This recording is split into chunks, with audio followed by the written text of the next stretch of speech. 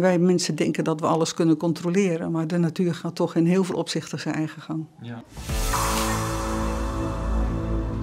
We zijn vandaag bij de Moerschans in Hulst. Daar is vandaag een imker op bezoek die de kinderen uit groep 3 en 4 van alles gaat leren over bijen. Ik ben benieuwd. Er zijn een heleboel verschillende soorten bijen. Ik leer ze dat ze niet bang hoeven te zijn voor bijen. Ik leer ze ook hoe belangrijk bijen zijn. En ik hoop ze een beetje, zo klein als ze zijn, enthousiast te kunnen maken over het bijenvolk, hoe bijzonder het bijenvolk eigenlijk is. Je zou wellicht ook een aantal levende bijen verwachten bij deze les. Maar daar is deze imker enige tijd geleden mee gestopt. Tot 2 keer toe heb ik zo'n zichtkast, heet dat, meegenomen met een paar ramen.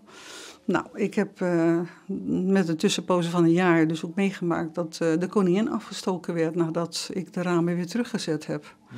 Het is voor de kinderen ontzettend leuk om de levende bijen te zien in de klas. Ja, het zoeken naar de koningin, afijn.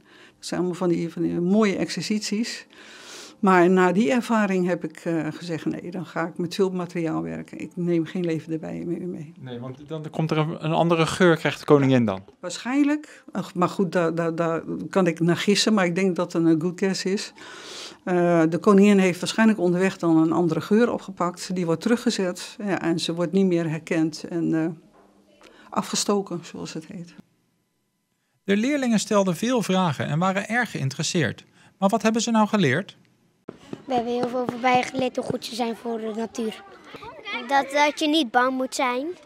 Omdat ze alleen steken als je ze niet bang of boos maakt. Toch blijft het altijd oppassen. Knuffelbijtjes bestaan niet, is een van mijn motto's. Dus, Ik ben al een keer gestoken. Oh, en wat gebeurde er toen? Toen had ik heel veel jeuk en pijn. Oh, maar ging dat wel snel over? Ja. Ben jij wel eens gestoken? Ja, heel vaak. Oh, en deed dat heel veel pijn? Ja, ik had heel veel last van omdat ik heel veel krabde. Maar toen had ik geleerd van mijn moeder dat ik niet moest krabben, want dan ging het juist verder. Oké, dus uiteindelijk bijen zijn wel onze vrienden? Ja. Ja.